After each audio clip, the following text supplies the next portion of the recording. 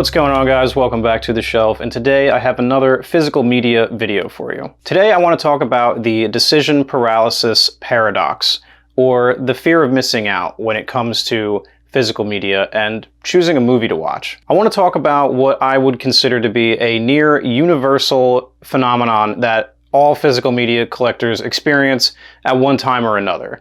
And it's this idea of not being able to decide what movie to watch. I recently took a poll on my Instagram where I got over 100 replies, which not the largest sample size, I will admit, but I do think that it gives us something to work with as far as, trends that we can observe. And I think that the results show that the majority of people say that they spend at least a minimum of 10 minutes or more trying to decide what movie to watch. This is not limited to physical media either. This is something that is just a byproduct of the streaming era that we also live in. As physical media collectors, our time is finite. We're presumably all adults. We have family, friends, other obligations, work being the main one. And so when it comes time to watch a movie, there is this added pressure that we need to make sure that the movie we decide to spend our precious, valuable, free time on has to be worth our time. There's nothing worse than setting aside some time in your day, on your day off, setting some time aside to watch a movie and then having that movie be bad. Or coming out of it and wondering, man, why didn't I watch that movie instead of this movie? That's where this idea of the fear of missing out comes from. We always want to make sure that we are optimizing as effectively and efficiently as we can. We want to spend time watching the best movies, buying the best movies, and avoiding wastes of time as much as we can. Even if you're not a physical media collector, what's the first thing you do when you go on a Netflix or an HBO or a Hulu to search for movies? You are going through the cover flow, you're sorting, you see one that might be interesting, and rather than just pressing play on that immediately, you kind of put it on the back burner and you keep looking because you don't want to, just pull the trigger on the first thing you see. You want to make sure that you're making the best, most informed decision. And that's certainly the case with streaming, and it's absolutely the case with physical media. Now, with my collection, I have tried my best over the past couple of years to really slim it down and make sure that it's as representative of me, my tastes, and the movies that I am actually likely to watch as best as I can. So like, for example, right, let's say it's my night off, or I come home from work, right, and I'm like, I want to watch a movie tonight, and I want to watch one that I haven't seen yet. So as you can see with my shelf right now, all the movies that I haven't seen in my collection are here. They're sideways like this. I'm keeping them like that so that I can readily identify them, and it also gives me a physical reminder of how many movies in my collection I still haven't watched. So that's a little aside, a little collecting tip that I'm working on. Eventually the idea is that all of these will be right side up, and I'll have watched everything in my collection, which is something that I think very few collectors can actually say. So that's what I'm working on right now. But anyway, let's say I come home and I'm like, okay, which movie do I want to watch? Let's see. We could watch American Graffiti, George Lucas film. I still haven't seen this. I bought it at Best Buy back when they still sold movies. Not a bad pick, right? Or I could look over here and what do we got? Jackie Brown. This is the only Tarantino movie I haven't seen. So I could watch this. Wouldn't be a bad choice, I'm sure. So for me, right, all of these movies on this shelf, I have a very good idea that I will enjoy them. Otherwise, they wouldn't still be in my collection at this point. I would have long since gotten rid of them. So the fact remains, all of these movies that are unwatched, I have a very good suspicion that I will enjoy. But with that being said though, sometimes for me, it's hard to decide on one and lock in and decide, I'm going to invest my time on this tonight. And I think it comes from this sort of experience we're having right now in the world where there are so many different forms of media vying for our attention at all times. Obviously, there's YouTube videos like the ones you're watching right now. Streaming shows, there's movies, there's TikTok, there's all this social media, all these different ways that you can spend your free time. And I think it's easier for people, and myself as well, to watch 7 different YouTube videos that in total amount to like 2.5 hours. And like for some reason, that's easier for me to watch and consume than a 2-hour, even a 90-minute movie, right? Because the 90-minute movie feels like more of an investment than the frivolous YouTube videos that I may or may not be watching. So the decision paralysis comes into play when I have all these great options on display. You know, I have Casino, I have The Cabinet of Dr. Caligari, The Fifth Element, friggin' all these different movies. All movies that I do eventually want to get around to watching one day, but so I get overwhelmed with the decision paralysis, and ultimately I wind up watching nothing, because watching YouTube videos or playing a video game for an hour or two, they're more low stakes than, you know, potentially a very impactful movie. So oftentimes I find that it's difficult to put myself in the mindset of, okay, I'm gonna go home and I'm gonna watch a movie I've never seen before, and I'm gonna enjoy it, and I'm gonna leave my phone in the other room, and I'm just gonna lock in and I'm gonna consume this media. And I'm not ashamed to say that, you know, on some level I do feel as though I have some sort of TikTok brain. I don't even actually have TikTok, the app, but it's, you know, the notion of just, rather than watching something that's gonna shape you and impact you on a deeper level, it's easier to just kind of get lost and doom scroll. And I'm sure I'm not the only one who's, you know, impacted by this. I'm sure that, you know, many of you out there can, you know, relate to what I'm saying right now. I just find it very interesting because it's this idea of having all these options in front of you, but then ultimately feeling like you have no options. Does that make sense? The other thing that I find often I run into is watching movies that I've already seen before, or TV shows that I've already seen before, because again, it's a little less low, it's more low stakes. I already know how these things are going to play out, and you know, if I want to, I can look at my phone a little bit and I won't miss anything because I've already seen the movie before. So that's something that I deal with as well, and I'm sure, again, many of you have the same sort of, you know, phenomenon that you've run into as well. There's also a level of recency bias that comes into play as far as physical media goes. On the physical media side of things, if I get in a new 4K of something and it's a movie I'm excited about owning, then I'm way more incentivized to watch that, be it a rewatch or a first time watch, because there's this level of tangibility and higher quality that comes from having a new 4K disc, as opposed to just watching something on streaming, right? So let's say, for example, I have the Sinners 4K pre-ordered on Amazon. I'm not sure exactly when that comes in, but whenever it does, I'm very likely going to want to rewatch the movie that night, because I'm excited about having the new disc in my hand. It'll have some special features, it'll look good, and it'll just look better more than likely than it would if I were to stream it. You know, they're pretty close nowadays, I'm not even going to lie. 4K streaming movies, they look very good, but I would rather have the disc. So having the disc makes things more exciting for me personally. And I think that that's a trend that I've been able to observe in the physical media community as well, like overall. People get excited about watching movies that are like 20, 30, 40 years old for the first time because it's a new disc, because it's a 4K with a new commissioned artwork and there's some special, you know, features and a commentary and a slipcover and a chunky box, like whatever the case may be.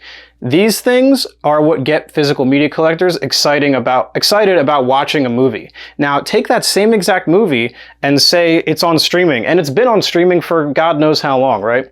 And they could have just watched the movie any old time, but because there's this new disc out, now all of a sudden they're extremely excited about watching it, and they're so excited that they're willing to spend $36.99 on the disc when they could have just watched it for free on streaming. So it's very interesting what we get excited about, and ultimately I think it comes back to this idea of the physical media collector and what we enjoy and what we get out of collecting physical media. At the end of the day, I do think it should be about the movies first and foremost. If it's not a movie that you're excited about watching in general, disc or no disc, obviously, I would think you shouldn't buy that disc, right? That's just me though. Granted, there was a time where I didn't think that way, but you know, I'm getting better, I'm improving over time. Anyway, I'm kind of rambling, but basically it's just this idea that without these discs, these new 4K discs, these new restorations, people wouldn't be excited about watching movies that have been around forever. And granted, some of these restorations do merit the investment in the disc, and it is a better experience than watching whatever the old restoration is. And that's certainly viable, and that's definitely, you know, a valid way to approach it. But I think that can be a very expensive way to watch movies, and I think that as movie watchers, it would behoove us to, you know, watch as many movies as we can, as cheaply as we can, and only buying the ones that you really like. That's sort of the way I approach it. It's just interesting to talk about and observe the things that can break through that decision paralysis that we have. The more recent something is, the more new something is, if it's a hotly anticipated title, is more likely to break through, and you're going to prioritize that over all the other discs that you have. So it's just interesting to talk about. That's where the fear of missing out comes into play as well. When all these people online are talking about these new discs, these new, you know, hotly anticipated discs, I think back to like The Abyss and True Lies and Aliens. When those all came out, they all came out at the same time. James Cameron, these movies haven't been available in so long. So there was a lot of excitement surrounding those. And I think that caused a lot of people to buy those discs who have never even seen those movies, weren't even necessarily excited about them, but just because of the conversation around them was so prevalent, people felt the need to go ahead and buy them, where, you know, they weren't even necessarily excited about it. And maybe they came away from those movies and had new favorite movies. And that's great. I think that's really cool. But there's also a chance that they invested that money into those movies, watched them, and just thought they were fine. When I do believe you could have streamed those things beforehand, even though they didn't have physical discs, all of them necessarily. I know Aliens had a Blu-ray, True Lies had like a Spanish Blu-ray, so these were hard to find movies, so I'm not good. Maybe that's not the best example, but I do think it holds a bit of water as far as, you know, if you want to watch the movie, just stream it first, you know, and if you really like it, then buy it. That's kind of the way I approach it, because then you won't have all these discs on your shelf that are just, you know, competing for your attention and causing us to go catatonic when it comes time to pick a movie and we can't think of what to watch because we have so many goddamn titles. So what can we do about this? What can we do to solve this decision paralysis crisis? It's a problem for me. Maybe it's not a problem for you, and this video is, you know, pointless to you. Something tells me that it's not, though, and something tells me that you can relate. So again, I ask, what can we do to get over this decision paralysis problem? I think it can help to take a step back, look at things and say, you know, really reassess and just say, what am I excited about watching right now? What do I want to prioritize? Is there a filmmaker whose filmography I would like to explore further? Is there a genre of film that I want to take a deeper dive into? Do all those things and just kind of look at your collection and say, okay, these are the movies that I haven't watched yet that I want to watch. And again, I would recommend doing this thing where you can put your movies sideways, and then that way you can physically tell how many you still have to watch. If you can get to a point where you've seen almost all the movies in your collection, I think that's a really liberating place to be, because it can free you up to perhaps spend more time on streaming services and pick out new movies that you haven't seen yet, watch them, and then say, oh, I really, really like that. I want to own that. And now you can go ahead and buy that movie and add it to your collection, rather than buying a bunch of movies that you don't know if you'll like, leaving them on the shelf unwatched for years and years, finally taking it off the shelf one day, watching it, and then realizing you don't really like it that much, and now you're stuck with this disc. So I think that the decision paralysis problem is sort of like a snake eating its own tail, where collectors like the idea of having large collections, so they buy a bunch of movies for the sake of doing that. Again, I'm not saying that's what everybody does. I'm mostly speaking from my experience, but I'm also speaking to a larger group of collectors out there who have done the same things that I've done. So, you know, don't take this too personally if you feel like I'm talking at you. It's not always the case. Everyone's different, but these are just patterns that I've observed over the years with myself and with others. But yeah, as far as solving the problem, honestly, we think about things too much. That, I think, is the crux of it. We think about things too much, and I can't tell you the amount of times where I've had a movie in my hand, went to put it in the player, and I'm just thinking and thinking and thinking, and I'm like, nah, I'm not going to watch this right now. I almost like talk myself out of things. It's the strangest thing. It's like, you don't want to watch that right now. You don't want to watch A Clockwork Orange right now. This is a heavy, really heady Stanley Kubrick movie. Like, this is gonna, this is gonna rock your world. Like, this isn't the movie you want to watch right now. You want to watch something more casual, something more light. Oh, and then the runtime is a problem that, for me, really gets in the way, because it's like, once you hit that 3-hour mark, I have to plan my night around you, and I'm gonna be up until this time. Like, that's the other thing. Like, if I'm like, okay, if I put this movie on now, it won't be over until this time. That gives me nothing else to do tonight. Like, I have no other time to spend on other things. Like, that's the only thing I can do tonight. And that's assuming that you watch the movie in its entirety. You could always watch half of it and finish it the other day.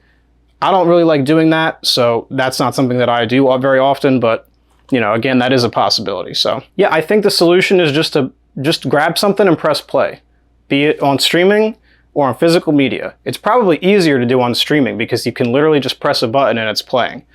Put your phone down, leave it in the other room if you have to, or even turn it off, and just watch a movie. Just don't think about it. Like, if it's even remotely, you should be able to tell within a split second of looking at that movie's cover, oh, I want to see this, or I've been wanting to see that, and then just play it. Just press play. Don't think about how it's going to make you feel afterwards or how long it is. Just press play. If you have to, you can finish it another day, whatever, but just press play. That's the thing that I would really push the most, is we spend so much time thinking about if we should watch a certain movie at a certain time for a certain reason. Just press play. Take all the thinking out of it. Like, literally just do a baseline assessment of, oh, I bought that years ago, I still haven't watched it, I'll watch it tonight. And then do it. And then you'll be glad that you did.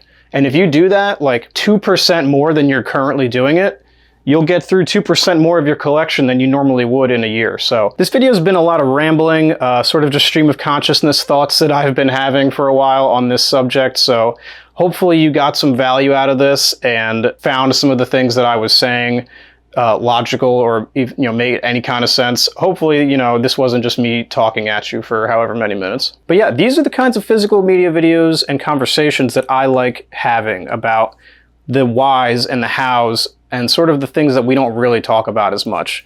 I'm not talking about, 4K discs here specifically. I mean, I'm not reviewing them or anything like that.